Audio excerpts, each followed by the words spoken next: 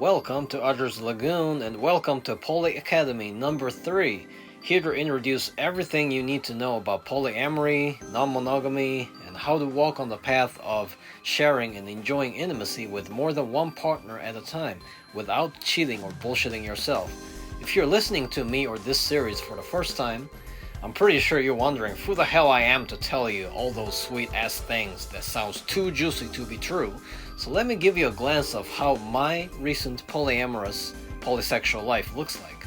So, about a year and a half ago is when I met this amazing woman who is one of the most mindful, flexible, supportive, understanding, caring, loving, and liberating human beings that you ever get to see, and who has been willing enough to be consistent with me as my partner. Ever since she asked me if she could help with my platforms in any way possible, she's been appearing on my episode here and there.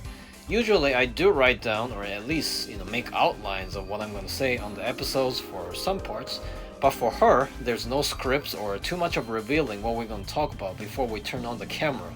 So if you just check out a few of our episodes, I'm sure you'll get a fair idea of what kind of person she is. Hello, people. Now, how does our polyamorous relationship look like?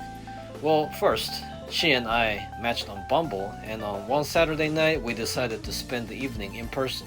She showed me around a few of her favorite places to hang out in her area, and then she invited me into her apartment afterwards.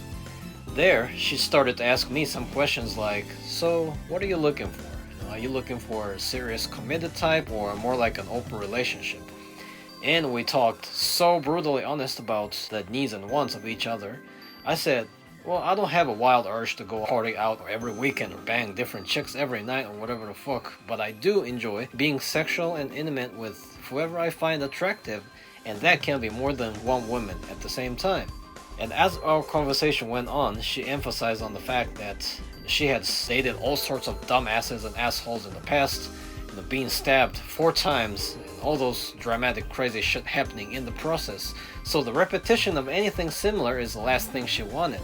Also, as she reflected upon those, all of them were somewhat traditional monogamous relationship, which, according to her, was the big deciding factor to start fresh and give it a shot with me.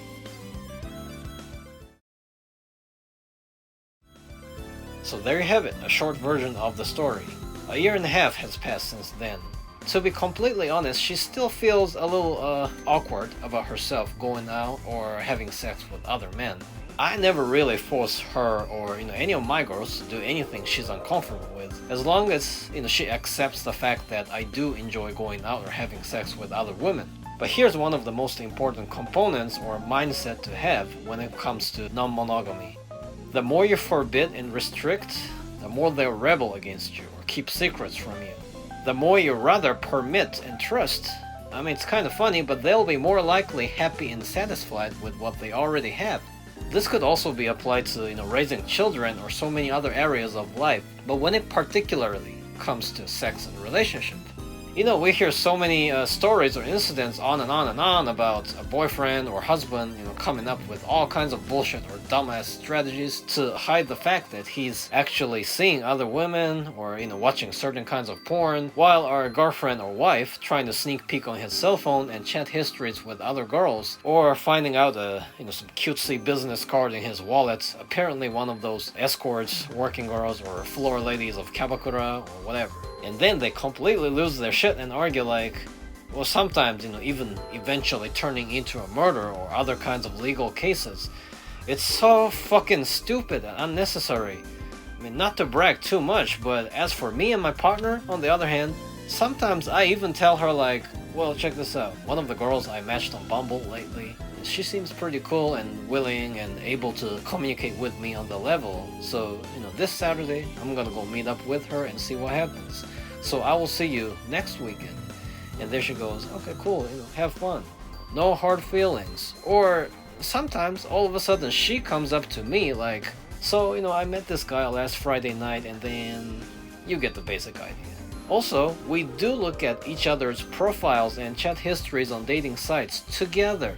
and see what kind of people each one of us are matching or communicating with, going over their profiles, pointing out specific parts of them and how they project themselves, not just on surface, and sharing feedbacks like me telling her, I think this part of him is pretty cool, or she telling me, well, sounds like her personality is like this type or that type, or like women's gut instincts like telling her like this, she's this kind of person, or I really like what she says right here on her self-intro.